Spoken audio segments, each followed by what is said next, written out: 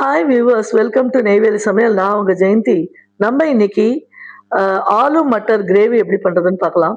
அதுக்கு நல்லா இப்போ கிடைக்கிற இந்த ஃப்ரெஷ் பட்டாணி, ஒரே ஒரு உருளைக்கிழங்கு ரெண்டுத்தையும் வந்து லைட்டா உப்பு போட்டு தனியா வேக வச்சுக்கிறோம்.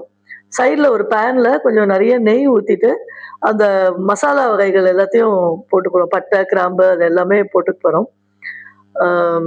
பிரிஞ்சி இலை எல்லாத்தையும் போட்டுட்டு அதுக்கப்புறம் கரம் மசாலா ஒரு டேபிள் ஸ்பூன் போடுறோம். இது நான் வீட்டிலேயே ஸ்பெஷலாக வறுத்து அரைச்சது, வாங்கினது கிடையாது. அதோட வெங்காயம் அண்ட் பூண்டு ரெண்டும் போட்டு நல்லா வதக்கிக்கிறோம். இதில் கொஞ்சம் நெய் வந்து ஒரு 2-3 டேபிள் ஸ்பூன் ஊற்றிக்கணும். கொஞ்சம் ஆயில் வேணாலும் சேர்த்துக்கலாம், அது நம்ம ஆப்ஷன். அது நான் இங்கே வந்து பியூராக நெய் தான் போட்டிருக்கேன். ஸோ இது வெங்காயம் ஓரளவு நல்லா பொடியாகவே நறுக்கியிருக்கேன். இது வதங்கின உடனே இதில் வந்து தக்காளி போட்டுக்கிறோம். போட்டுன்ட்டு இதில் வந்து என்ன பண்ணுறோன்னா ரெட் சில்லி பவுடரும் காஷ்மீரி சில்லியும் போட்டு பண்ணியிருக்கோம். இதில் ஒரு ஹாஃப் ஆஃப் த போர்ஷன்ஸை வந்து தனியாக எடுத்து வச்சுட்டு அதில் கொஞ்சம் முந்திரி பருப்பு சேர்த்து அரைக்க போகிறோம். பாக்கி இருக்கிற கொஞ்சம் இந்த வெங்காயம் தக்காளியில் தண்ணி வந்து போட்டு கொதிக்க வைக்கிறோம். சைடில் இங்கே இந்த ஆலுவும் அந்த மட்டரும் வந்து கொதிச்சுட்டே இருக்கு. நல்லா வெந்து அப்படியே இதுவாகிடும். அந்த வாட்டர் அப்படியே யூஸ் பண்ணிக்கணும். ஸோ அரைச்ச விழுது வந்து இது மாதிரி எடுத்து வச்சுருக்கோம்.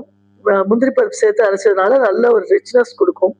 அதை வந்து அந்த கிரேவியில் போட்டுட்டு இந்த பட்டாணி வேக வச்சதை வந்து தண்ணியோடு அப்படியே வந்து போடுறோம்.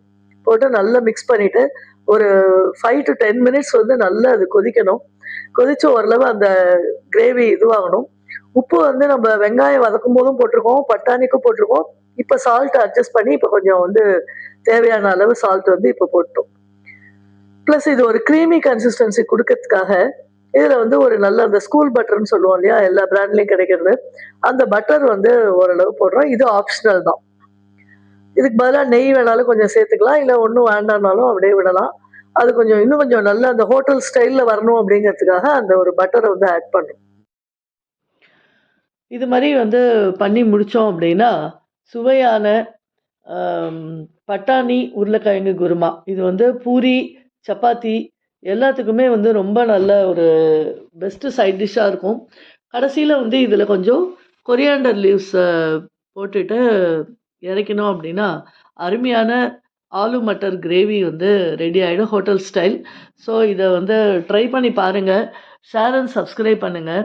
நாங்கள் இங்கே பூரி பண்ணியிருக்கோம், அதனால பூரியோடு சேர்ந்து சாப்பிட்டா ரொம்ப அருமையான ஒரு சைட் டிஷ்ஷாக இது இருந்தது. தேங்க்யூ.